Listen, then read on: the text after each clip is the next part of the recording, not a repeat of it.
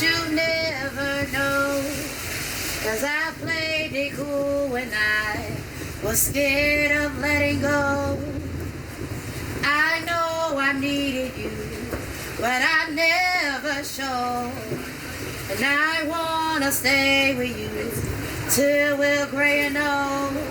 My name is Arcola, but everybody calls me Cola like the pop. Well, how I became homeless. I was working as a hairstylist in an African hair braiding shop, but things didn't work out between me and my boss financial-wise too good, so I quit. And in the midst of me looking for another job, just got too much to take care of the bills, and eventually we moved to a shelter. Once we moved to a shelter, when I was about maybe 4 or 5 months pregnant with him, the shelter we were staying in, I ended up catching MRSA in my leg. So I spent a week in the hospital behind that. We moved out of the shelter once I had him. Stayed in a hotel for a while. It got too hard to keep renting a hotel, so we went back to the shelter. Stayed there for a couple of months. Then he got bit real bad by bed bugs, so now we're back in the hotel until we get on our feet. Can you, again, just tell me your name? Ramsey. Ramsey? And where are you from? From Chicago. Chicago. Can you tell me a little bit about yourself, maybe? I'm 62 years old. I was married. I've been divorced now 6 years. The reason for my homelessness is because at the age of 55, I decided to experiment with heroin, and I got addicted, and now I'm off heroin, but through all of that, I lost my job, I lost my home, and now I'm living in a mission, Pacific Garden Mission. Oh, Pacific Garden? Yeah. Do you like living there? No. Why don't you like living there? Because I've never been homeless, and the place is really, there's some characters there that I'm really not used to. A lot of guys there get paroled from prison and that kind of thing, and I've never had to live like that, and it's kind of scary. Although I have family, but right now I'm kind of ashamed to be around them because I'm not working, and it's just, I don't know, I'm not very happy with myself right now, but I'm getting better. Things are getting better. I've been clean now for 2 weeks. Yep.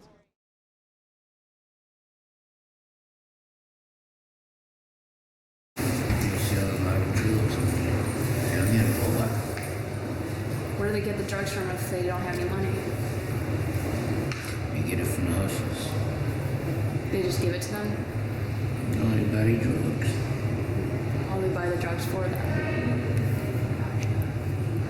Interesting. See, certain people is on drugs and certain people ain't on drugs. When people become homeless, do you think that, like, some of them just fall into the drug abuse? Like, people who didn't do drugs before, not because they're homeless, that they do that? Yeah. Like I say, there's a lot of white people down here. You see all the needles that come from here? If they come down here, they pass out needles. Is that how HIV is spread? Yes. I don't know. I don't know. Yeah. Well, thank you. Probably so. Probably, yeah. I mean, if they're all sticking needles and using the same needle, makes sense. No, but they changed their needles down here. There's a van come down here and change it. Really? Yeah, everybody get fresh needles. Some people are lazy. I'm serious. I mean, it seems such a bunch of young people that don't want to work. But they got on gym shoes that cost $200. So where are they getting their money from? You know what they're doing. Drugs? Right. They're selling. So, Would you say that's one of the biggest problems for the homeless? Like drug abuse? yeah, I think that's the #1 problem.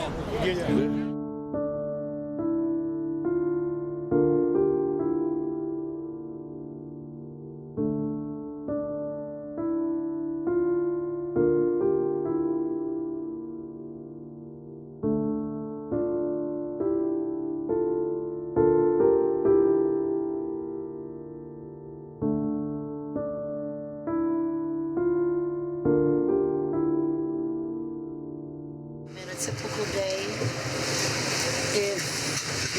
money left over from the day before for breakfast. We get up, get dressed, come out. Me and my fiance, we go get them breakfast, and then we come out here to ante up money for another night. That's pretty much a typical day. And what do you do like a typical day, would you say? Try to stay warm. That's for the most part. Stay away from drugs. Ask for, like, do you just go out and like meet with the cop or anything? No. I try not to, because people tell me, man, if you need stuff, you need to go out and hustle some money and stuff. I don't like asking people for nothing. I really don't.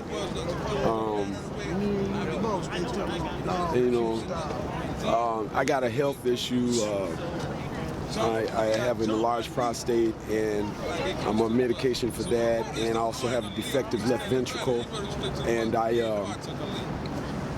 applied for Social Security disability because of my health reasons, and so starting next month I'll be getting money from the government to help me live, and I'll be able to get a roof over my head.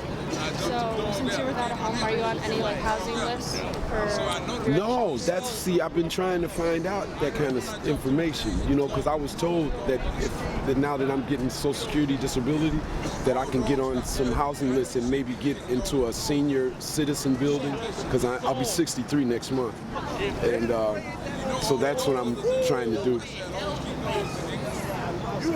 Why, you got some leads? No, I mean, like, a lot of the shelters we've been to, they say that they offer, like, housing for the homeless people and stuff, but, like, I heard it's really hard to get on those lists. I talked to some people over there at the Civic Guidance, and some guys that's been over there, like, for months, and nobody's talked to them about housing and nothing. I think it's all talk. Are you currently on any housing lists or anything? I am. Most of the housing lists I'm on, I've been on there since. I've been on there for about, I say maybe at least 6-7 years. So it takes a long time to get.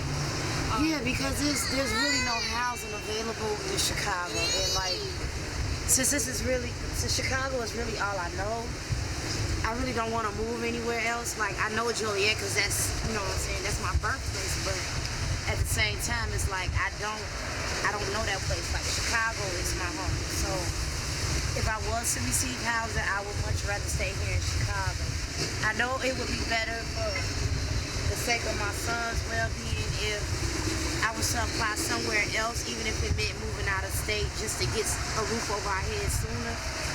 But I don't adapt well in new places. I like to stay with what I already know, so that moving around and taking care of business and basically getting things in order is more easier for me. And are you getting help from any of the local shelters around here? I've received info on shelters, but I really don't want to go into a shelter, because a shelter is exactly what it is, a shelter. A lot of them feel like their only job is to provide you a place to sleep for the night, and that's exactly what they do. Like a lot of programs like Cornerstone and PGM and other family-oriented shelters like Salvation Army and all of that, like they say they help you with housing and help you with whatever else it is that you need, like even if it's just obtaining important documents like your birth certificate or your state ID or something like that. Like, they really don't do that. It's basically a bunch of broken promises. The only promise they keep is giving you somewhere to sleep for the night, so you're not sleeping on the train or sleeping on a bunch of blankets under Lower Wacker Drive or something like that.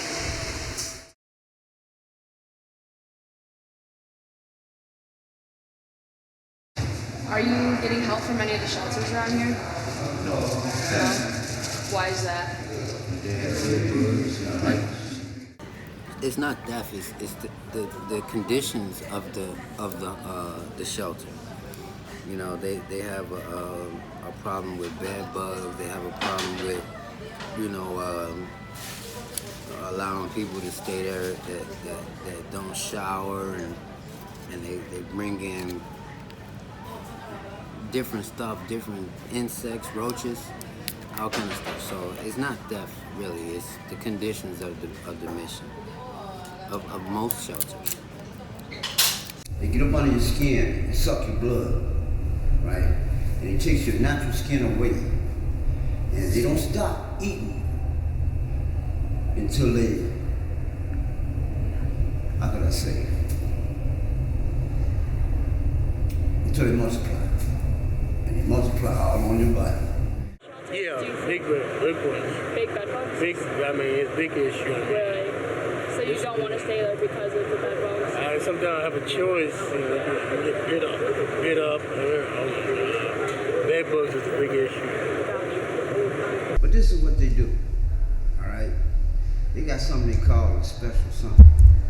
They take you downstairs, give you a shower, right? Spray some kind of funny powder on you, right? Give you change your clothes and send you back upstairs. So they don't do anything to like the beds or anything? They don't like get an exterminator? Are you listening to me? Are you listening to me? Are you listening to me? Get your sheep with The powder don't do nothing. Like a talcum powder or a baby powder, it does nothing. They give you a brand new change of clothes, you take a shower, spray the powder on you, send you back upstairs.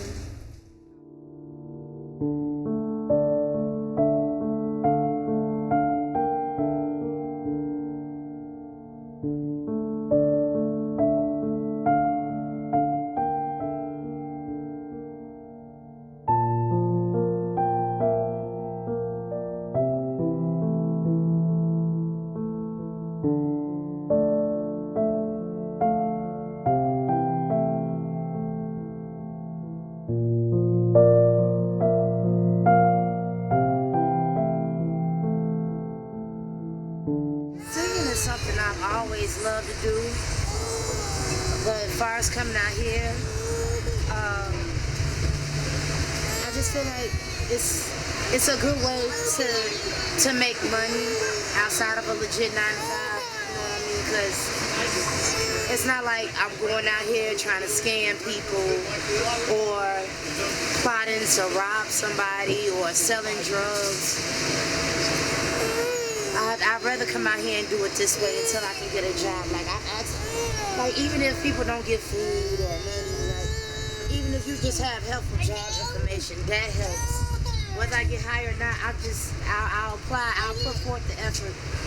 I really don't want to keep doing this. I don't. All I need is just somebody to give me the opportunity to just take a chance on this. Somebody would just be willing to take a chance on me. I promise they will be good.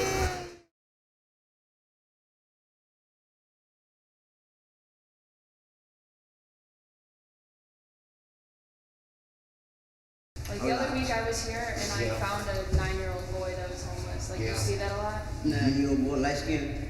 No, what about your skin tone? I'm not sure. He just said, Was he selling candy? No, he wasn't selling candy. They're not homeless. Really? They'll sit up there in line and say you live in a car. Or sleep in a car. He might have. I think he might have. They're not homeless. You don't think? They're not homeless. They're lying. and a lot of families come down here and lie to. See, Why do you think people do that though? Thing is, this is what their parents taught them. Their parents taught them how to come down here to hustle, right? Now, once their parents stop coming down here, they come on their own. They come on their own. Because this is what they taught them. So they make up a sign, a big lie, and they sit outside and boom. People give them stuff to their children. Right. Thank you. They get more than we do. Yeah. Can you tell me a little bit about yourself and the situation you're in? So, like, how did you become homeless?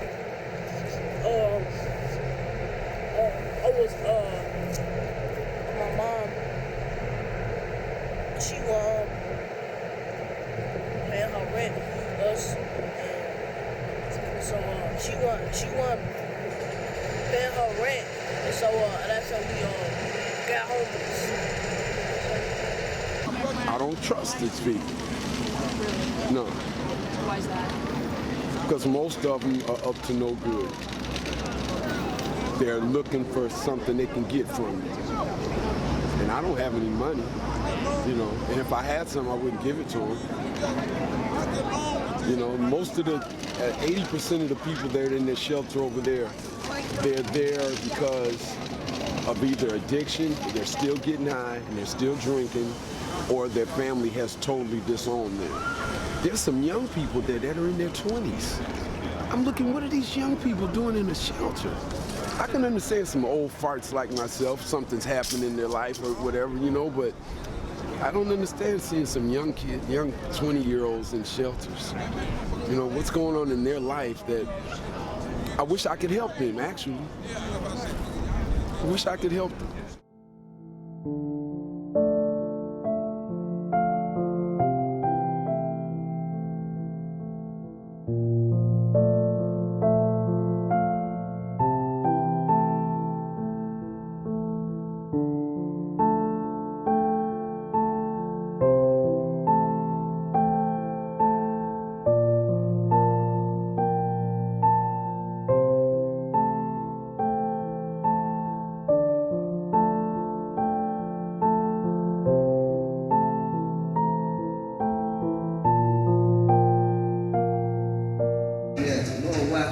So many stories.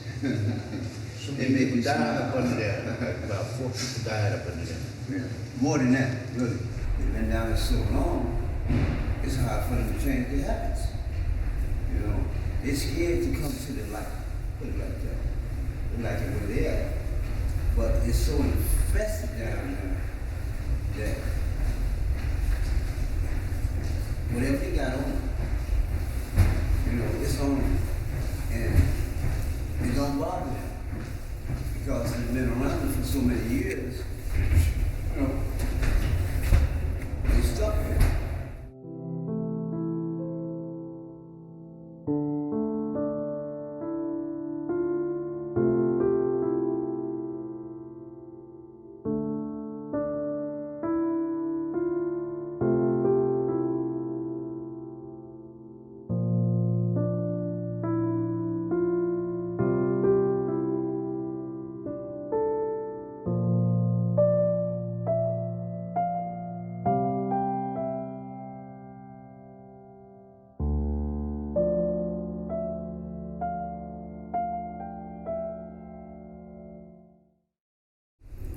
There's a lot of churches come down here and help out too.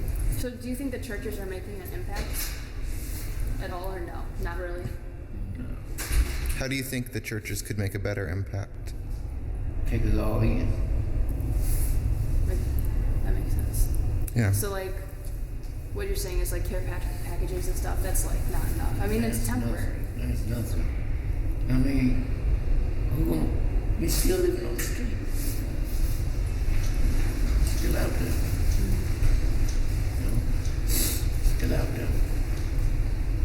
Why they just don't build a place where everybody can go? If you're homeless. They build a women's shelter, but they won't build a men's shelter. They don't have a men's shelter. You know? What do you think that the government is doing about homelessness, if they're doing anything at all? I don't think they're doing anything. I don't think they're doing anything. And from what I can tell from my experience of being, since I've been homeless for the last, you know, few weeks or whatever, everybody I've talked to seems to think that the government's not doing anything. Matter of fact, they've been cutting services. Do they offer any like I know a lot of homeless people have mental issues. Do they offer any services for that? They shut those down. I see it's like that. They shut them down. That's what I'm trying to tell you. Tinley Park, all the rest of those places like that, they took care of mental ill people. They shut it down.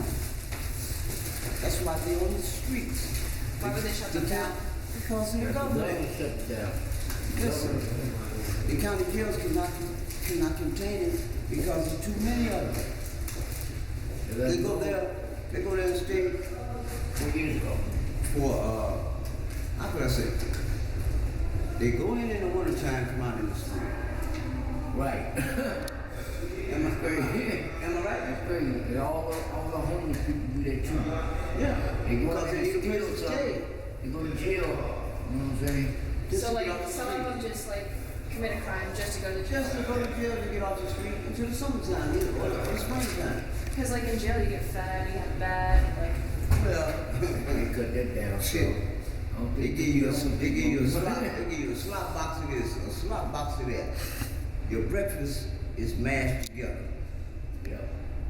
I mean, it's better than living on the streets though in the winter. That's why they go to jail. That's why they do. Yeah. They figure, okay, they want to last, what, 5 months? Okay, and in 5 months. When springtime comes, the state let them go. No help, no nothing. You're free. Bye. There's some guys who say they'd rather be in jail than be out here on homeless because they've been in jail so much that being in jail is more like home than being out here on the streets. So, and I don't understand that. Why would you want to go to jail?